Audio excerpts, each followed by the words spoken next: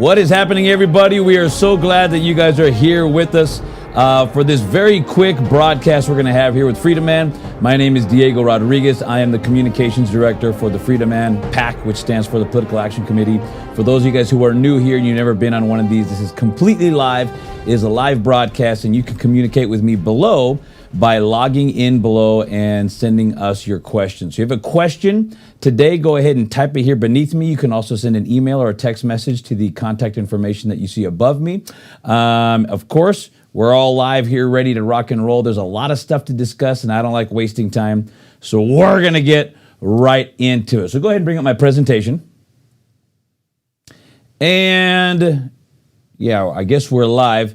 For those of you guys who are here with us, go ahead and type something here beneath me so I know that you guys are hearing the broadcast, and I know that we're live, and I know that you guys are participating. We're live back there, right? Yeah. All right. So I'm going to go ahead and get started. We have a lot of things to cover today. Like I said, I want to do it relatively quickly. We want to talk about the legislative update for basically this legislative session that just began this week, and a couple of other things. So what we're going to talk about is the CDH and Raul Labrador's appointment.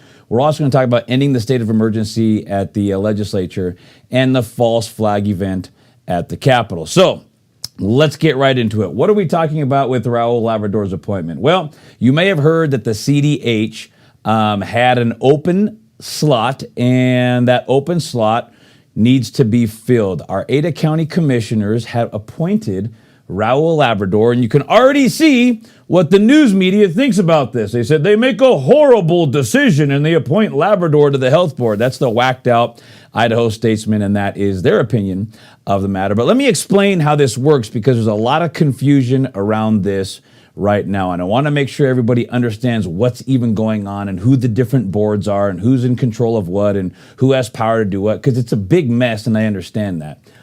Basically, the state of Idaho, as you can see here, is broken up into these 7 districts.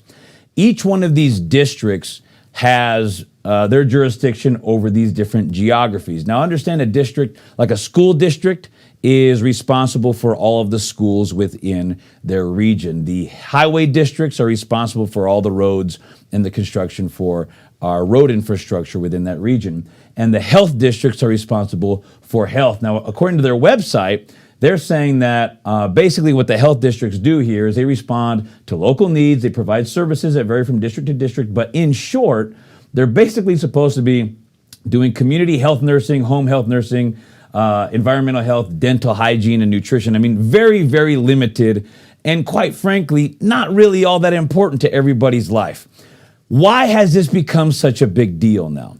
This has become such a big deal because we have tyranny reigning in our state like we have in our entire country. And this tyranny is being enacted here in Idaho in the name of your health and my health. Even though, remember, it's not the government's responsibility to protect our health. It's the government's responsibility and role to protect our rights, not our health, but our rights. And in the name of protecting our health, they're violating our rights. It's absolutely ridiculous. So here's what's gone on. Our governor, who's enacting tyranny here in our state, is doing so through the use of the health districts. So go ahead and bring my presentation back up. You will see here in Title 39, Section 414, this is what defines the power of these health districts.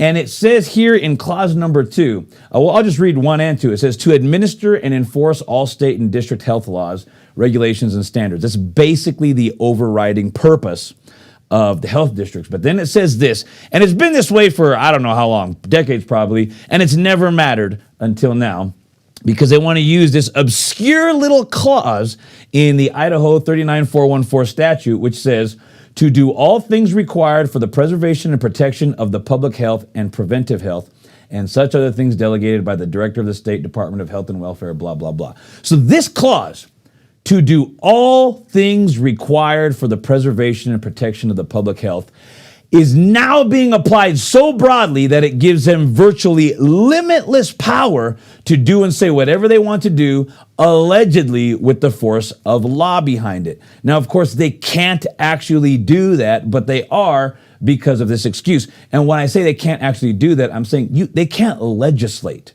They can't be given power to legislate. So for anybody thinking that, the Central District Health or any of the district health boards, any of the 7 I just showed you, have power to legislate, they can't. But they're using, because only the legislature has power to legislate, they're using this clause as their, carte blanche purpose and carte blanche just permission to do whatever they want to those who live in their district.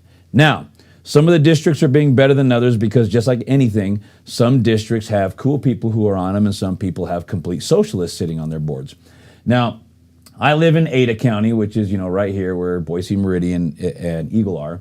And, you might live all over the place, all over in these different districts. Well, it's really blown up here in District 3, which is Southwest Health District, District 4 here, which is a Central District Health, because they're trying to enact tyranny on us. And so we've been fighting against it. When I say we, I mean we the people. But let me explain what's really been going on here with these district boards. First of all, what happens is this. There is no such thing as a government agency which will voluntarily cede its power when it feels it's no longer necessary. That does not exist. It doesn't matter how regular, how normal, how benign any group or organization is or board is. If they're a government entity and they've been given power somehow because of circumstance, nobody ever wants to give it up. And that's what's going on all over the world right now, is this entire scam has given people cover, all governments have cover, to just completely enact tyranny upon their people, and nobody's willing to give it up. Now, you would think these simple little health districts, what difference does it make? Well, they're getting power now, and they love it. They lust after that power and don't want to give it up. So what's happening is we have these district health boards who are putting pressure down on we the people, telling us you have to wear masks, telling us we can't be in, all these different things they're telling us because of this moron right here, this complete idiot, this tyrant, Brad Little, the disgrace. He's putting pressure on these health boards, and he's the one telling them that they have to do this. Now, he's not doing it himself, but he's using this yahoo right here, Zach Hogue or Hoggy or Hoge or Hog. I don't know how to pronounce his name. All you need to know is that he is a crony. He is a bureaucrat. He's a dirtbag. Zach Hogue actually used to be the vice president for IACI. Now you say, who is IACI? IACI is the most corrupt, swampity swamp creature and organization in Idaho. They're the largest and most corrupt lobbying organization in the state of Idaho, who have basically one purpose, and their goal and purpose is take money from the government and put it in our pockets. And that's what they want to do. Zach Hogue was their vice president, who then went to go work for Brad Little as his campaign manager when he was running for governor. Do you see the conflict of interest here? And he is now his chief of staff. So Zach Hogue is Brad Little's chief of staff, and Brad Little, so that he can say that he is not making any of these mandates, he is having this guy, Zach, contact all these district health boards and threaten them to put mask mandates on and do all the rest of these mandates and other enforcement measures that he wants to have. And we know this for a fact because it's on record with these district health boards saying so and admitting it, to the extent that this moron here, Zach, this disgusting swamp creature, threatened the members of these district health boards, telling them that if they did not get these COVID numbers lowered by enforcing mask mandates and other things like that and other nonsense, that they were going to dox them. Now, to dox them means we're going to put your name and your personal address and your contact information publicly on the internet, and we're going to tell everybody that the reason we have lockdowns and the reason we have people who can't go back to work is because of you. It's your fault on the district health board. So he was threatening them. And this is what's been going on. Now, that's from our local level, but it gets worse. We have the director of the U.S. Food and Drug Administration who made personal trips to Idaho. At the federal level, the U.S. Food and Drug Administration made trips to Idaho in order to put pressure on these district health boards to enact all of this tyranny that we have going on right now. Then it gets even worse. We have this lady Who's this? Deborah Birx from the White House. She herself has been calling and putting pressure on these district boards as well. So consider all the pressure that these district health boards are getting from the state and the federal level, and also even the White House, which is through Deborah Birx herself. Now, that being said, there is pressure that these people have that they've never had before, but they are getting both pressure and that lust for power.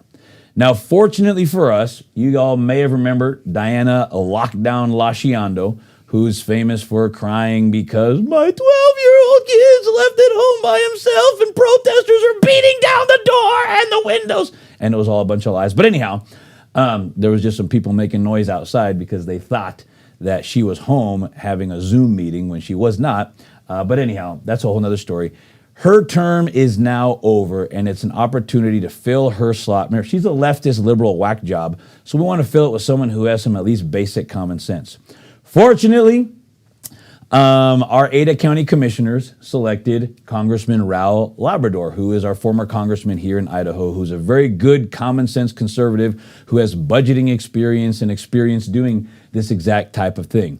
Now, who is it who appointed him? It's the Ada County commissioners. Now, we got three of them. We got Rod Beck and Ryan Davidson, who were just elected. These are two good guys. And then you have this liberal whack job right here, Kendra Kenyon, who absolutely had a cow when these other two wanted to put Raul Labrador on the board. So they voted him in. She didn't want it. She threw a big fit. And without getting into all the details, because I just don't want to waste your time, they're going to have to redo the vote, and they're going to do it on Tuesday. Okay, so what that means is this. We need you guys to all contact your Ada County Commissioner's office to support, voice your support for Raul Labrador's appointment to the board. You can send your email here or make a phone call here. Now, that's just for Ada County. It is true that we need to get 7 out of the 12 votes of all the board members from the 4 different counties, because there's Boise County, Valley County, Elmore County, and then Ada County.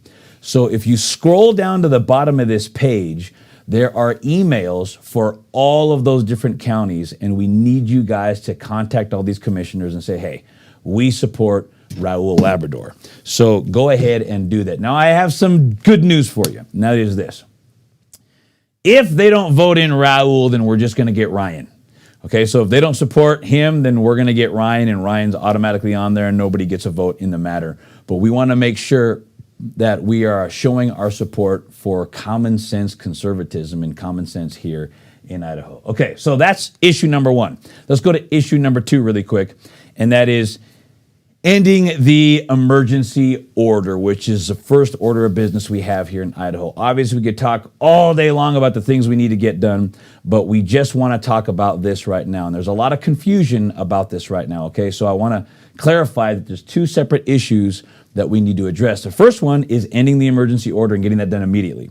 The second issue, though, is to rewrite the existing laws. We want these laws to be rewritten so that what? So that the new laws as they're rewritten no longer give the governor all this power to act like a tyrant and like a sole king, destroying the lives of all the Idahoans across the state. So right now, as people are talking about this, they're confusing these 2 different issues.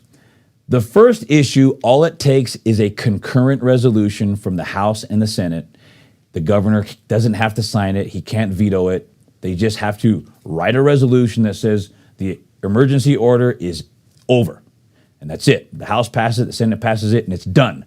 The emergency order is done, over, it's finished, and everything associated with it is over, okay? Now, the second one, of course, though, that's where they need to rewrite the existing laws, and that's where there's going to be a lot of debate back and forth for, what's going to be in those laws, because the devil is in the details. They can write those laws in such a way that it sounds good up front, and then there's all the unintended consequences. So this part here we need to be careful about when that actually happens.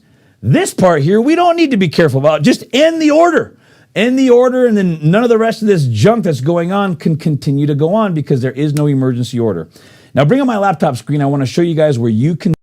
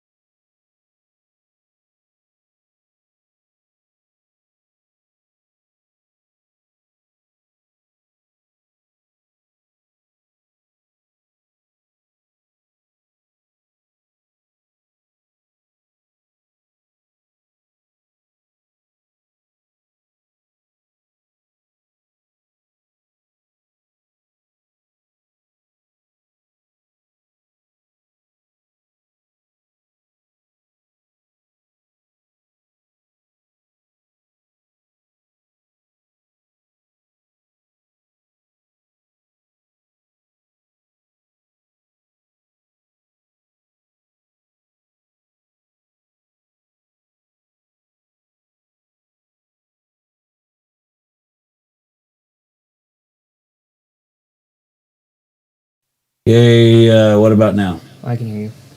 Okay. So we apologize, everybody. Looks like we had a technical issue. Sorry for the technical issue, everybody. We are live now. So, yeah, looks like they're trying to hinder us. Come back to my laptop screen, please. So, bottom line is this. I didn't say anything that was very important. All I was doing was showing you guys how to get here. So all my audio was telling you that over here at Idaho, the legislature.idaho.gov, you can come over here and click on legislative sessions. And when you click on legislative sessions, you come to Bill Center, and this shows you right here all of your the current bills that are being posted on a daily basis. I was showing you here that under the House concurrent resolution, you have HCR 1, which is to end the emergency order, and the Senate has the same thing over here, which is SCR 101. But on the Senate side, this is where it gets goofy. You can click on bill text to read the actual text itself, and they're trying to end the emergency order as well. However, read this here with me, or I'll read it for you. It says, "Be it further resolved that nothing in this concurrent resolution shall prevent the state of Idaho from receiving any federal funds," this part right here, "benefits or resources arising out of the state of disaster emergency relating to the outbreak of the novel coronavirus," blah, blah, blah, blah. So, bring it back to me. This is basically the entire holdup right now. They could, should, and would be able to end this thing right now, but this is, you guys know the devil's in the details, and all these guys at at the legislature are all sick and disgusting because they just don't understand the role of government. And they want the federal money. They want more federal money. And so they don't know if they can do this. So here's the whole point. Allegedly, in order to get funds from the federal government during this emergency, every state has to declare a state of emergency, and the declaration of the state of emergency gives them the opportunity to get funds from the federal government. All this money is our money. They're stealing it from us no matter what. But we don't want that extra money. We just want to be able to go to working for these people to get out of our lives. So this is kind of the holdup right now, and this is why it's very important that you guys contact all of your senators specifically and say, pass this, sign this emergency order, House concurrent resolution, or just a concurrent resolution to end the emergency order now. Sign it, pass it, get it done now, and we don't care about federal funds. Because here's the thing, and hear me loud and hear me clear. Those federal funds are not going to you. They're not going to your boss. They're not going to your company. They're going into IACI's pocket. They're going in to ensure that bureaucracies exist, that lobbyists get paid, that the swamp creatures in Idaho stay swampy and powerful and have more money. That's what it's all about. They're going to tell you it's for the people and for our old people and old homes and for our hospitals. There's no bigger lie. Don't believe that BS. It's just so they can get more money for their lobbyist organizations, for IACI, and the hospitals, oh, by the way, are not all benevolent businesses. These guys are the biggest cronies in the state of Idaho. So we don't care about federal money. We want the emergency order ended now. And this is where the problem is. So how can you guys help? 3 things you can do. Bring up my presentation. Being present every single day, for those who can be, and we don't need a huge show, but get there in the morning if you can, be present, and talk to your legislators. So if you call them, email, which is great, but go down. I'm asking everybody to visit your legislator at least once this week. Find out when they're going to be down there. Usually it starts about 9 o'clock in the morning, and it's remarkably quiet this last week.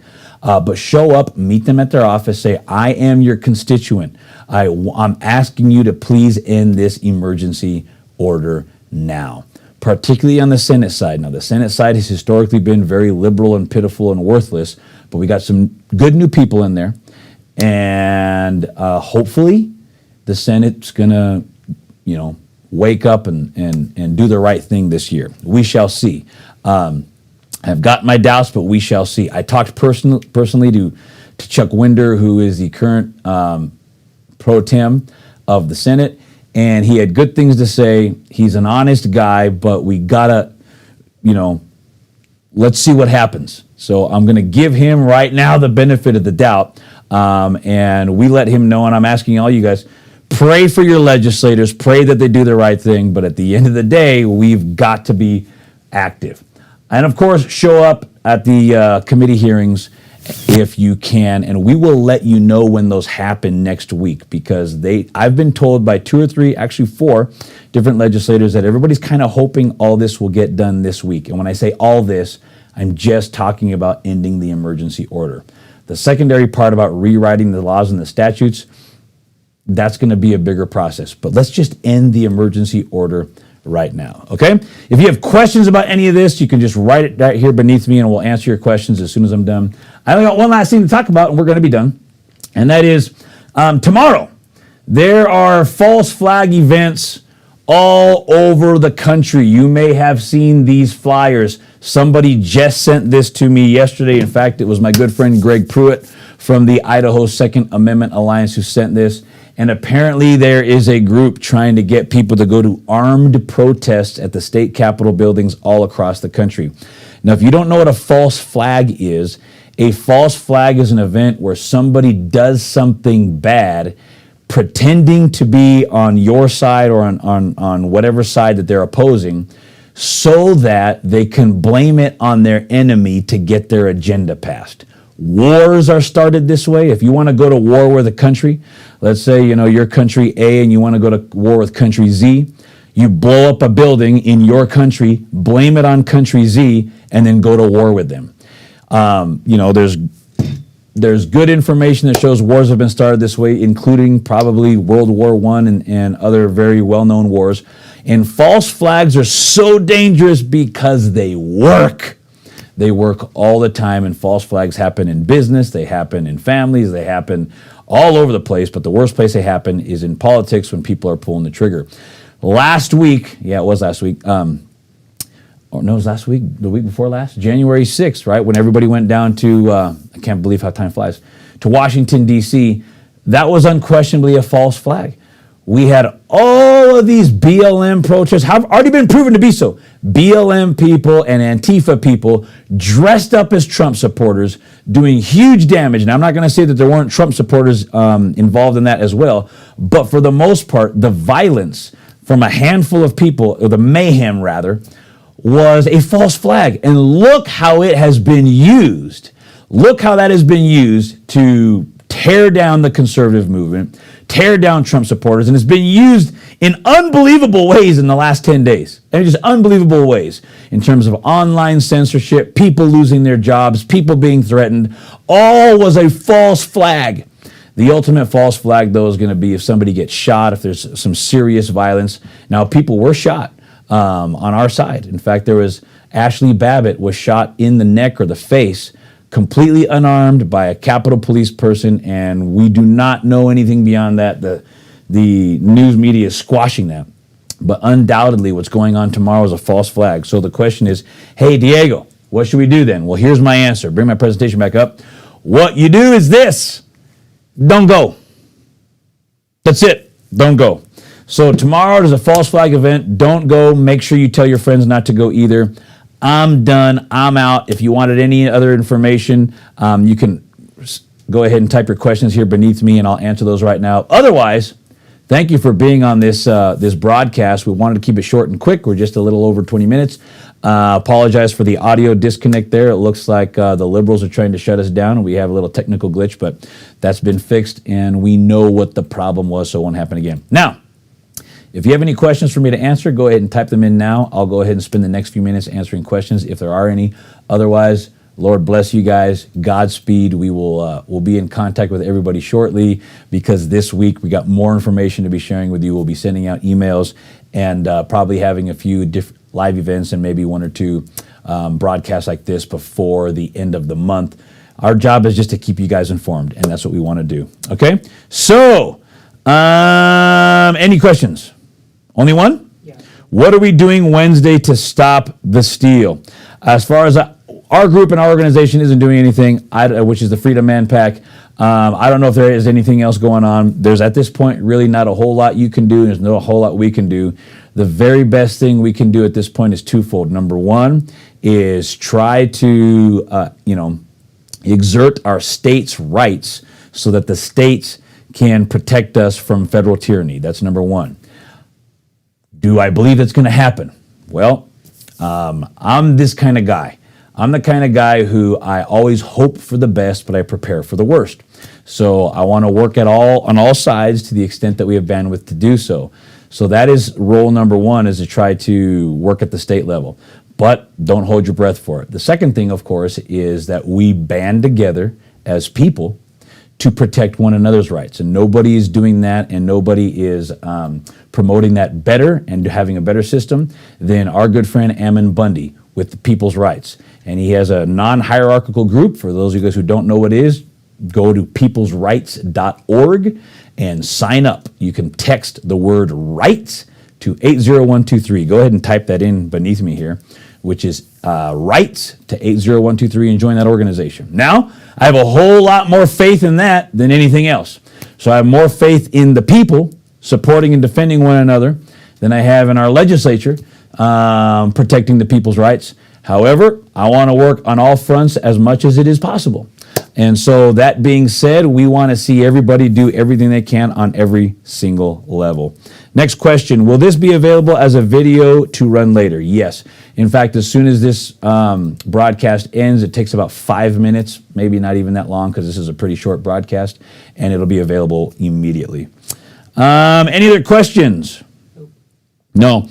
So I do want to encourage everybody, if you are on this broadcast here today, if you're not signed up to the Freedom Man Packs newsletter, go ahead and click on the subscribe button above, or just click on our homepage and there's a big subscribe button, because now more than ever, you need to stay informed through email.